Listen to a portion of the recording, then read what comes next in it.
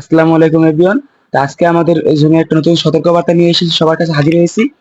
তো এবার এই বর্তমানে যে যুবক ভাইরা অনলাইনের মাধ্যমে ইউরোপ কান্ট্রি যাওয়ার করতেছে, চিন্তা ভাবনা করতেছেন, তাদের জন্য এই সতর্কবার্তা। তাদের জন্য তারা সম্পূর্ণ ভিডিওটি মনোযোগ সহকারে দেখবেন। আমাদের এক বড় ভাইয়ের সাথে প্রতারিত হয়েছে, তার থেকে ঘটনাটা আপনারা শুনেন। তো কিভাবে হয়েছে আপনার সাথে? আসসালামু আলাইকুম। কেমন দিয়ে দেবেন? আমার সাথে প্রতারিত হয়েছে বলতে আজ থেকে আরো 10-11 মাস আগে ওর সাথে আমার পরিচয় অনলাইনের মাধ্যমে ওর ভিডিও দেখতাম। আমি আর কি ইউরোপে যাব এর জন্য আর কি ইউটিউবে সার্চ করি, বিভিন্ন দেশ সম্পর্কে আর কি জানাশোনা শুরু করি। তো ওর ভিডিও দেখলাম কয়েকটা। ও দেখলাম যে তখন দেখলাম যে লোকজন পাঠাইতেছে বা এরকম ও প্রচার করতো ও ইউরোপে লোক নেয়, মিডল ইস্টে লোক নেয়। ঠিক আছে, তো তখন আমি ওর সাথে কন্ট্যাক্ট করি, ওর সাথে যোগাযোগ করি, কথাবার্তা বলি। তো ওর সাথে যখন কথাবার্তা এক পর্যায়ে, তো ওর সাথে কথাবার্তা হয় ফাইনাল যে ও আমাকে কাজাকিস্তান নেবে। কাজাকিস্তানের ব্যাপারে ফাইনাল সবকিছু যখন ফাইনাল হয়, তখন ফাইল জমা করি, পাসপোর্ট জমা করার পরে 5 মাস হয়ে যায়, ও ভিসা দিতে পারে না। মানে 5 মাস হয়ে যায়, প্রায় 5 মাস ভিসা দিতে পারে না। ঘুরতেছি মানে বিভিন্ন সময় বিভিন্ন আহ, কথা বলে আমাকে ঘুরাইতেছে। প্রথমে আমাকে বলছে 2 মাস, মানে এই 2 মাসের মধ্যে ফ্লাইট পুরো কমপ্লিট, 2 মাসের একদিন সময় বেশি লাগবে না। তো আমার হাতে তো টাকা পয়সা নাই, ওরে আমি বলছি যে আমি ব্যাংক লোন করব, লোন করে আমি যাবো, আপনি আমাকে ফ্লাইটের একটা সঠিক সময় বলো, তাহলে আমি লোনটা তুলে রাখি। তো ও বলছে ভাই 2 মাসের একদিন বেশি সময় লাগবে না। তো এর জন্য আমি আর কি ব্যাংক লোন টোন সবকিছু করে উঠাই রাখছি ওরে পাসপোর্ট জমা দেওয়ার পরই, যে 2 মাসের মধ্যে ফ্লাইট হয়ে যাবে, তাহলে আমি প্রস্তুত থাকি মানসিক ভাবে বা টাকা পয়সা নিয়ে প্রস্তুত থাকি। ব্যাংক লোন করলাম। তারপরে আমরা যারা বিদেশে যাই অধিকাংশই জানেন যে ঋণ করে যায়, লোনের মাধ্যমে যায়। হ্যাঁ, এই ব্যাংকের লোন করলাম, আরো বিভিন্ন ভাবে লোন টোন করে টাকা পয়সা আমি ম্যানেজ করে রাখলাম। ওই 2 মাস চলে গেল, ফ্লাইট দিতে পারে না, ভিসাও দিতে পারে না, ফ্লাইট তো দিকে দূরের কথা। এইভাবে 5 মাস চলে গেছে, ও ভিসা দিতে পারে না। তো হঠাৎ একদিন ওর ইউটিউব চ্যানেল আছে, ইউটিউবের মাধ্যমে আর কি এরকম লোকজনের সাথে যোগাযোগ করে। তো ওর ইউটিউব চ্যানেলে দেখে ও দুবাই চলে গেছে। তো আমি চিন্তা করলাম কি ও দুবাই চলে গেল, ওর কাছে আমার ফাইল দেওয়া, টাকা পয়সা দেওয়া, ও দুবাই চলে গেছে, তাহলে আমার ভিসা কে দিবে, আমার ফ্লাইট কে দিবে? তো আমি ওর সাথে যোগাযোগ করি, যোগাযোগ করার পরে হোয়াটসঅ্যাপের মাধ্যমে যোগাযোগ করি। তখন ও বলতেছে ভাই আমি দুবাই আসছি ঘুরতে, আপনার কাজ হয়ে যাইব, একটু সময় লাগবে, আপনার কাজ হয়ে যাবে। এইভাবে তো সময় যাইতেই আছে, আমি কদিন পর পরই ওর সাথে যোগাযোগ করি। তো এখন বলতেছে কাজাকিস্তানের ভিসাটা হইব না, কাজাকিস্তানের ভিসাটা হইব না, এত মাস আমাকে ঘুরাইছে। তো আমি যে ঘরে বসে যে লোন কিন্তু টানতেছি, লোন বন্ধ নেই, ব্যাংক লোন বা যেটাকে বলে সুদের মাধ্যমে লোনটা, ওগুলা তো বন্ধ নাই, মাসে মাসে আমার ওগুলা চালাইতে হইতেছে। আমি দেশে কাজ করতেছি আর ওগুলা চালাইতেছি। তো এক পর্যায়ে ওইটা আর হইতেছে না, টাকাও তো ব্যাগ নিতে পারতেছে না ওর কাছে, তখন আমার টাকা দেওয়া। হ্যাঁ, ওর কাছে যে আমি টাকা পাঠাইছি ধাপে ধাপে, এই যে আমার কাছে দেখেন ব্যাংক ব্যাংক লোন, এই ব্যাংক রিসিট আছে, যে ওর কাছে আমি যত টাকা পয়সা দিছি আর ব্যাংকের রিসিট আছে, আমার কাছে প্রমাণ আছে ওর অ্যাকাউন্টে যে আমি টাকা পয়সা গুলো দিছি। হ্যাঁ, একবার 50,000 টাকা? হ্যাঁ 50,000। আরেকটা রিসিট আছে, এটা হলো 50, 30,000, টোটাল আর কি এখানে আছে 3.5 লাখ টাকা 1,20,000, রিসিট আছে। হ্যাঁ, 50, আপনার জায়গায় 3.5 লাখ, 3.5 লাখ টাকা রিসিট আপনার কাছে প্রমাণ সহ আছে। তারপরে ওই যে বাকি টাকাটা যখন আমি দুবাই যাই, তখন আমি যে ডলার হিসেবে নিয়ে গেছিলাম, হুম। ওইভাবে ওকে ক্যাশ দিছি, বিকাশের মাধ্যমে দেওয়া হয়েছে, তারপর ক্যাশে দেওয়া হয়েছে। তো সর্বশেষ আর কি দুবাইতে যাই যেভাবে, আপনারা আমার একটা ভিডিও দেখবেন ওর চ্যানেলে, আমি দুবাই গেছি, ও আমাকে রিসিভ করছে, আমি ভিডিওটা দেখাবো সবাইকে। তো ও বলতেছে যে এখন ওর সাথে আমার কথা হইতেছে, ভাই দুবাই আসেন, কাজাকিস্তান ভিসা হইতেছে না, দুবাই আসলে ভালো হইব, আমি দুবাইতে আছি, আর এখানে আমি যেহেতু আছি আপনার জন্য ভালো কিছু হইব, আমি আপনার জন্য ভালো একটা কাজের ব্যবস্থা করে দিব। তো ওইখানে আপনি ভালো একটা স্যালারিতে আপনার ভালো একটা কাজ দিয়ে দিব। অর্থাৎ আপনি এখানে কাজ করে আপনি যে ইউরোপের স্বপ্ন নিয়ে কাজাকিস্তান যেতে চাইছেন, দুবাই থেকে আপনার জন্য আরো ইজি হইব, দুবাই থেকে আরো ইজি হইব, আমি নিজেই ইউরোপে লোক পাঠাই। হ্যাঁ, এখন পর্যন্ত মানে কেউ একটা লোক পাঠাইতে পারছে এমন কোনো প্রমাণ নাই। এই পর্যন্ত শুধু ইউটিউবে বলে যেতেছে ইউরোপে লোক পাঠাইতেছে, কিন্তু এখন পর্যন্ত কোনো লোক পাঠাইতে পারে না। আর আমি তো ওর সাথে 2 মাস এখানে থাইকেছি দুবাইতে, আমি দেখতে পারছি ও কি করে, ওর ব্যবসাটা আসলে কি। তো দুবাইতে যখন ভিসা দিল, দুবাইতে এরকম 2-3 মাস ঘোরার পরে ভিজিট ভিসা দিল। তো আমি ভিজিট ভিসা যাইতে আমি রাজি ছিলাম না, যে আমি ভিজিটে যাবো কেন, আমি তো যাবো কাজের জন্য, আমি তো ভিজিট ভিসা যাবো না। আমার এমপ্লয়মেন্ট ভিসা দেওয়ার কথা, এমপ্লয়মেন্ট ভিসা হইতেছে না বইলা শেষ পর্যন্ত ভিজিট ভিসা দিল। ভিজিট ভিসা দিয়ে বললো যে ভাই এখানে আসার পর পার্টনার ভিসা করবো। এই পার্টনার ভিসা যারা দুবাইতে আছে বা মিডিল ইস্টে যারা আছে তারা বুঝতে পারবো দুবাইতে পার্টনার ভিসাটা কি। তো পার্টনার ভিসাটা করে দিব 2 বছরে। তো বলতেছে এখানে আমি আপনাকে ভালো একটা জব দিয়ে দিব 2 বছরে। তো জব করে আপনি ওইখানে যে টাকা পয়সা যেটা ম্যানেজ করে আপনি দুবাই থেকে ইউরোপে মুভ করতে পারবেন, আমি আপনাকে পাঠাবো। এখন তো মানে এও বলছে যে ঠিক আছে ভাই আপনার একটু সমস্যা, কারণ ও আমার সমস্যাটার কথা জানে, ওর আমি খুলে টুলে সবই বলছি যে ভাই আমি অন্যান্য লোকদের মতো না, আমি সাধারণ একটা কাজ করে আমি অল্প কিছু টাকায় স্যালারি পাই, বাংলাদেশে একটা কাজ করি। তো আমার পক্ষে তো এত টাকা ম্যানেজ করা সম্ভব না, আমি দুবাইতে গিয়ে সাথে সাথে ইউরোপ যেতে পারবো না, আমার দুবাই থেকে আগে কাজ করতে হবে। তো ও বলছে হ্যাঁ ভাই সমস্যা নেই, আপনি কাজ করেন, দুবাইতে কাজ করেন, কাজ করার পরে আর কি আপনার ওইখান থেকে আপনি এই অ্যামাউন্টটা জমায় তারপর আপনি ইউরোপে যায়, প্রয়োজনে আপনি কিছু টাকা আমার বাকি রাখবেন, ইউরোপে ঢোকার পরে আপনি কাজ করার পরে আমাকে দিবেন।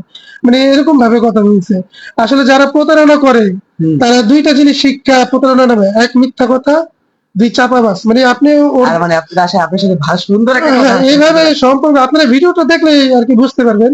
আমার যে ভিডিওটা বা অনেক দর্শক দেখছে ওর চ্যানেলে, ওই ভিডিওটা দেখে আমার আজকে মূল এখানে আসার উদ্দেশ্য একটাই, যে আমার ভিডিওটা হাজার হাজার মানুষ দেখছে ওর ইউটিউব চ্যানেলে। ও আমাকে দুবাইতে নিছে, কি সুন্দর ভাবে নিছে, ওইখানে ও আমার ভালো জব দিব, আমার থাকা খাওয়ার এরকম ভাবে মানুষের সামনে বলছে যে সমস্ত এই লোকের থাকা খাওয়ার সমস্ত দায়িত্ব ওর, ও আমার ভালো জব দিব, ভালো কাজ দিব। তাহলে আমরা ভিডিওটা দেখি। ও হ্যাঁ, ভিডিওটা দেখেন, আপনারা আগে ভিডিওটা দেখেন। হে গাইজ, ওয়েলকাম এবারে আমি আকিব সাহেব চলে আসছি নতুন আরো একটা ভিডিও নিয়ে। বর্তমানে দেখতে পাচ্ছেন দুবাই ইন্টারন্যাশনাল এয়ারপোর্টে আসি। বরাবরের মতন অলরেডি প্রিভিয়াস ভিডিওগুলো দেখছেন, আমি অলরেডি শাওন, সজীব, আরো লোকজন আছে। এই আজকে সাদ্দাম ভাই চলে আসছে, সাদ্দাম ভাইকে রিসিভ করার জন্য আমি এয়ারপোর্ট চলে আসছি। সাদ্দাম ভাই অলরেডি চলে আসছে। উনি আমার আসতে একটু লেট হয়েছে, কারণ লাস্ট মেট্রো ছিল তো ওটা আমি ধরতে পারি নাই, এই জন্য আসতে একটু লেট হয়েছে। উনি ওখানে ওয়েট করছে, ওনার এখানে আমি নিয়ে এসে পড়ছি। তো আপনাকে একটু দেখাই, আমি ভাই একটু দেখাই, মানুষজন তো বিশ্বাস করেন। এদিক ঘুরান, এদিক ঘুরান, এদিক ঘুরান, দেখেন দুবাই এয়ারপোর্ট এটা কিন্তু। এই যে মানুষজন তো বিশেষ করতে জানা, দেখেন দুবাই এয়ারপোর্ট উপরে হচ্ছে, এটা হচ্ছে মেট্রো স্টেশন, আমরা মেট্রো দিয়ে যাবো এখন। আর এই যে এটা হচ্ছে এয়ারপোর্ট। হ্যাঁ আসেন, এদিকে আসেন। এবার হচ্ছে আপনার দেখাইলাম আমি এয়ারপোর্টে আসছি বর্তমানে। আর সাদ্দাম ভাই আমাদের মাঝে অলরেডি চলে আসছে। সাদ্দাম ভাই দেখেন সাইডে দাঁড়ায় আছে, ভাই আসেন। এই যে সাদ্দাম ভাই, ভাই আপনার আসতে কোনো কষ্ট হয়েছে? না ভাই, আল্লাহর রহমতে কোনো কষ্ট নেই, ভালো মতো। ওই দেশের এয়ারপোর্টে কোনো ঝামেলা ছিল? না না, বাংলাদেশ এয়ারপোর্টে এখানে এখানে তো আর কোনো ঝামেলা হয়নি। এখানে পাসপোর্ট দেখলে সিল দিয়ে দেয়। এখানে শুধু পাসপোর্ট। তো আমি একটু ওনার ব্যাপারটা আমি একটু বলি। উনি সামনে আছে, ওনার সামনে আমি বলতেছি না, লুকোচুরি কিছু নাই। উনি কিন্তু আপনার হচ্ছে ওনার একটু লেট হয়েছে। ভাই আপনার কয়দিন লেট হয়েছে সত্যি এরকম? লাস্ট দিছিলেন কবে? ফাইলটা জমা দিছিলেন কবে? লাস্ট সম্ভবত ডিসেম্বরে দিয়েছি। ডিসেম্বরে। কেন দিছিলেন ডিসেম্বরে? কাজাকিস্তানের জন্য ঘুরছিলাম কিছুদিন, হ্যাঁ, ওটা হয় নাই এর জন্য পরে। সেম আমি আগের ভিডিওতে আপনি দেখেছিলেন, কাজাকিস্তানের জন্য দিছিলেন। কাজাকিস্তানে 5 মাস সে ওয়েট করছে। ওটার সাথে আমার সাথেও প্রতারণা হয়েছে, ওনার সাথে প্রতারণার জন্য টাকা পয়সা উঠায়। পরে হচ্ছে আপনি দুবাইয়ের জন্য দিচ্ছেন কবে?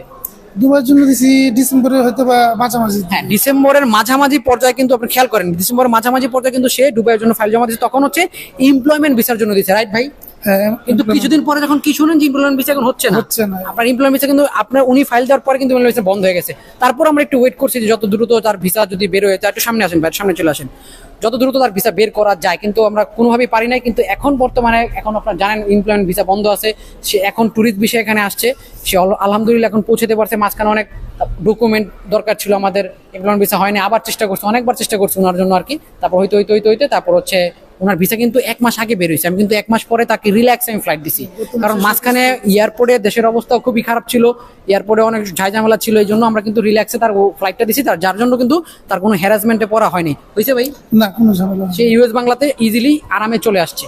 এ হচ্ছে মূল বিষয়। এখন তার এখান থেকে আমি এমিরেটস, আইডি মাইডি যা যাবতীয় সব করে দিব। তাকে আমি বলছি ভাই আপনি এই দেশ থেকে কোনো অন্য দেশে যেতে চান? সে বলছে না ভাই, আমার আগে এখানে আসি, আমি আসার পর আমি এখানে কাজ টাজ করবো। ব্যাপারটা বুঝেন আপনারা, যারা এখানে আসতে চায়, যারা এখানে কাজ করে ওই অ্যামাউন্টটা পরিশোধ নিয়ে কালেক্ট করে তারপর যেতে চায় বাইরের দেশে, তাদের জন্য কিন্তু সুযোগটা আছে। সে কিন্তু এখন যেই টাকা দিয়ে আসছে, যেই টাকা লাগতেছে তার কিন্তু এটা হচ্ছে এমএস আইডি সবকিছু করতে, তারপর সে হচ্ছে এখানে কাজ করবে। তার 3 মাস 6 মাস যত মাসই লাগে সে কাজ করবে। কাজ করে তারপর হচ্ছে সে অ্যামাউন্টটা কালেক্ট করে তারপর সে যখন বলবে যে ভাই আমার এখানে ইউরোপ পাঠান বা এই দেশে পাঠান, তখন কিন্তু আমি কিন্তু পাঠাবো। অনেকে আমাকে কোয়েশ্চেন করেন যে ভাই ওখানে যা কি 3 মাস 4 মাস চাকরি করার অবস্থা আছে কিনা, এত লাখ টাকা তো আমি বাংলাদেশ থেকে ম্যানেজ করতে পারি না। তাদেরকে বলবো যে ভাই হ্যাঁ আপনি আসেন, আসার পর এখানে আপনি কাজ করতে পারবেন, কোনো সমস্যা নেই। আপনি কাজ করে তারপর আপনি টাকা পয়সা জোগাড় করে আপনি যাবেন। সে কিন্তু ভাই আপনি যে সে কিন্তু অনেক কষ্ট করে এখানে আসছে, হ্যাঁ সেটা আমি জানি। আমি তারে বলছি যে ভাই আমি আপনার কি বলছিলাম শুরু থেকে কি বলতেছি ভাই, শুরু থেকে বলছেন যে সমস্যা নেই, আপনি আসেন, আমি যেভাবে যা করার লাগে আমি আপনার হেল্প করি। সে কিন্তু অনেক এই বিশ্বাসে আমি আসছি। ঋণ টিন করে অনেক টাকা পয়সা, সে ঋণ নিয়ে আমাকে টাকা দিছে, টাকা দিয়ে সে কিন্তু বসে বসে ওখানে ঋণ শোধ করছে। কেন? কারণ যে এমপ্লয়মেন্ট ভিসা বন্ধ ছিল, এখন আলহামদুলিল্লাহ আসছে। আমি তাকে একটাই কথা বলছি যে ভাই আপনি আমার কাছে আসেন, আপনার যা সম্পূর্ণ দায়িত্ব ঋণ টিন শোধ করার সেটা আমি করে দেবো, কোনো সমস্যা নাই। আর আপনি এখানে কাজ করে আপনি যখন বলবেন আমাকে যে ভাই আপনাকে প্রসেসিং করেন, আমি কিন্তু আপনাকে এটা বলছি। হ্যাঁ, আমিও আপনাকে বলছি যে আগে আমি এখানে কাজ করতে চাই, কাজ করে আমার যে লোনটা আছে এটা শোধ করার পরে তারপরে যদি মনে হয় অন্য জায়গায় যাবো, ইচ্ছা হয় তখন আপনাদের তখন মাধ্যমে সে যাবো। আমার মাধ্যমে যাবে, ব্যাপারটা বুঝেন তো। যারা যারা যেতে চান তাদেরকে আমি একটাই উদ্দেশ্য কথা বলতে, যাদের অ্যামাউন্ট নাই তাদের কোনো সমস্যা নেই, তারাও আসতে পারবেন। দুবাই অবধি অল্প টাকা লাগে, দুবাই চলে আসে, দুবাই কার্ড টাট করে দিলে আপনি কিন্তু, সে এখন যে কার্ডটা হয়ে গেলে তার কিন্তু 14টা কান্ট্রিতে সে অন অ্যারাইভেলে যেতে পারবে। এটা কিন্তু অনেক বড় একটা প্লাস পয়েন্ট এখান থেকে দুবাইয়ের কার্ড দিয়ে। এটা কিন্তু খেয়াল করবেন, যারা যারা যারা আপনারা আসতে চান, যারা যারা সঠিক তথ্য জানতে চান, অবশ্যই ডিসক্রিপশনে নাম্বার থাকবে, ওখানে যোগাযোগ করতে পারেন। ভাই একটু ওয়েট করেন, আমার সবার কমেন্টের রিপ্লাই আমি সবার করি, আমাকে একটাও কমেন্টের রিপ্লাই মিস হয় না, একটাও টেক্সট মিস হয় না। আপনারা যারা যারা টেক্সট না করে আপনি কষ্ট করে একটু ভয়েস দেন, কারণ ভয়েসটা শুনে শুনে একটার পর একটা অনেক SMS পেন্ডিংয়ে পড়ে আছে, অনেক, যে আমি বলার বাইরে। লাস্ট হচ্ছে 1-3 দিনে মনে করেন আরও 300 যোগ হয়ে গেছে, কারণ ওই যে সজীব ভাইয়ের ভিডিওটা করছি, সজীব ভাই কিন্তু এখন আমার পিছিয়ে আছে, ক্যামেরা ধরে আছে। হ্যাঁ, আপনারা কিন্তু অনেকে জিজ্ঞাসা করেন যে ভাই সজীব ভাই কই, এই যে দেখেন, অনেকে জানতে চান সজীব ভাই যাইছে, সজীব ভাই তো আপনার সাথে থাকেন। আমি কিন্তু বলছিলাম যে আমার সজীব ভাই আমার সাথে থাকে। এই দেখেন ভাই, কই আছেন আপনি? রিসিভ করতে এসেছি দুবাইতে, হ্যাঁ? দুবাই এয়ারপোর্টে রিসিভ করতে এসেছি। এই যে দেখতে পাচ্ছেন সজীব ভাই কিন্তু আমাদের মাঝেই আছে, কিন্তু হ্যাঁ এখন সাদ্দাম ভাইও আছে।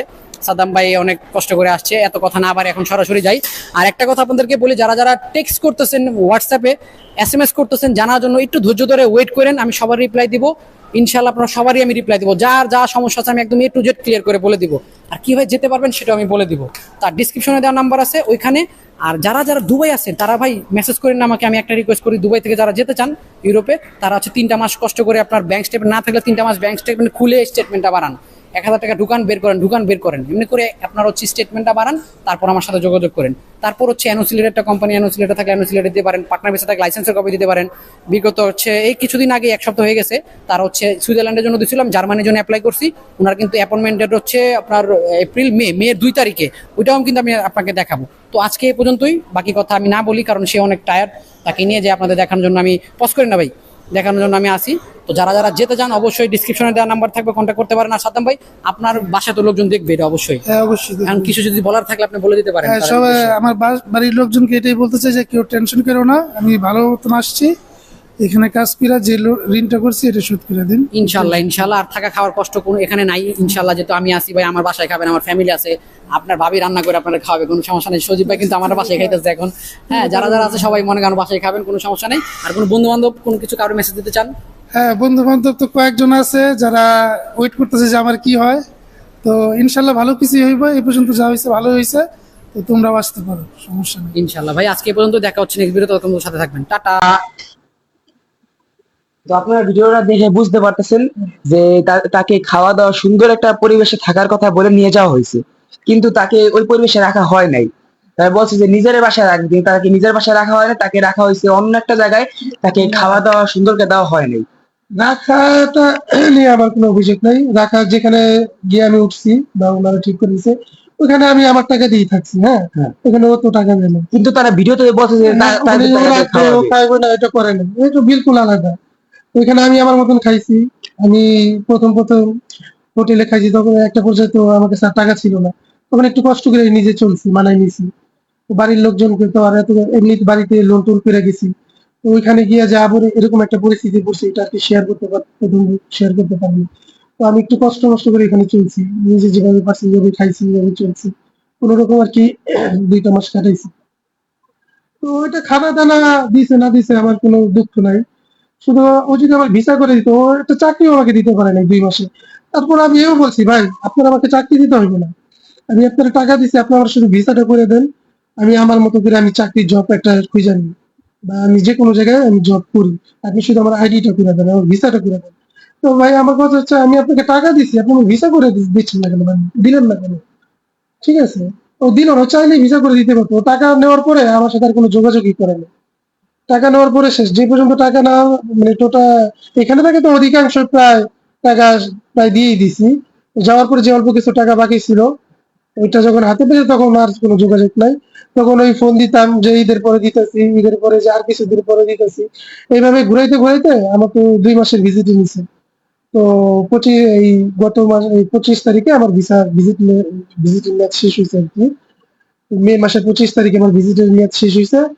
তো 23 তারিখে আমি ব্যাক করছি, কারণ যদি আমি ব্যাক না করি তখন ইমিগ্রেশন থেকে অলরেডি মেসেজ চলে আসছিল।